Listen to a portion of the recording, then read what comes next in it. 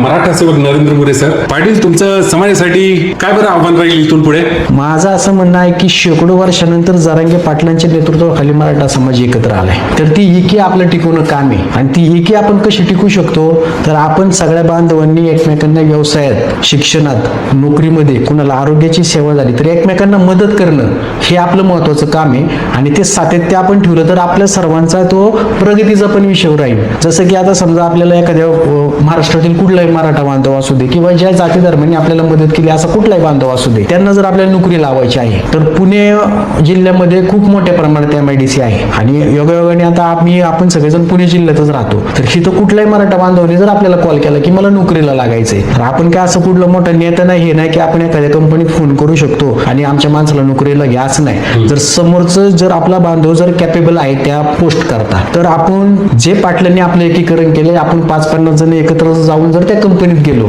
आणि संबंधित मॅनेजरला जर आपण बोललो की बाबा आमचा हा बांधव असा कॅपेबल आहे, ह्याला तुम्ही नोकरीमध्ये घ्या, तर 100% ते मॅनेजर आपल्या सर्वांचं रिक्वेस्ट केल्यावरती ऐकूच शकतो. मग त्याच्यामुळे आपल्याला कुठल्या नेत्यांच्या, कुठल्या पुढाऱ्यांच्या हाजी करायची गरज नाही, त्यांच्याकडे चक्र मारायची गरज नाही. आपण आपल्या समाजाच्या दृष्टीने एकत्र येऊन जर ते पाऊल उचललं तर आपण 100% यशस्वी होणार. आणि ते नेत्यांना पण कळेल की ह्यांना आपली आता गरज राहिली नाही, हे समाज एकत्र झालेला आहे, ह्यांचं ही प्रगती करता येते. दुसरी गोष्ट म्हणजे आता एखाद्या बांधवाचं आपलं समजा यांचं डिजिटल मार्केटिंगचं काम आहे, कुणाचं फर्निचरचं काम म्हणजे व्यवसाय असेल, तर आपण ते एकमेकांना कामं द्यायची, ही आपली एकमेकांना मदत करायची आणि मग पुढे जाऊन ती आपली एकी आहे.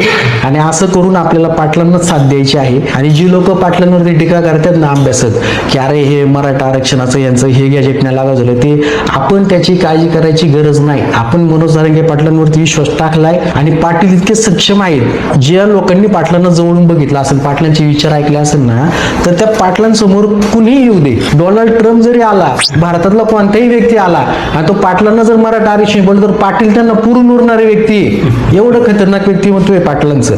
त्याच्यामुळे आपण त्या आरक्षणाविषयी काळजी नाही करायची.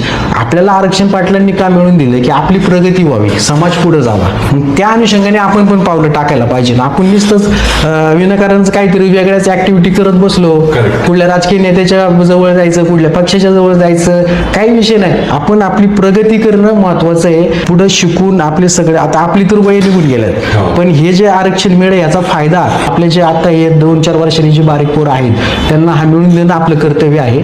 एकमेकांना आपण मदत करणं हा महत्वाचा संदेश आहे. म्हणजे थोडक्यात समाज म्हणून आपण आता स्थिर व्हायला पाहिजे. आपलं पूर्ण लक्ष फक्त कुणबी नोंदींकडे असायला पाहिजे आणि नंतर त्या नोंदींचा सदुपयोग करून तसं शिक्षण घेऊन तसे नोकरीचे प्रयत्न केले. समाज म्हणून आपला बेस पक्का करणे. आपल्यासोबत आहेत आता मराठा सेवक नरेंद्र मोरे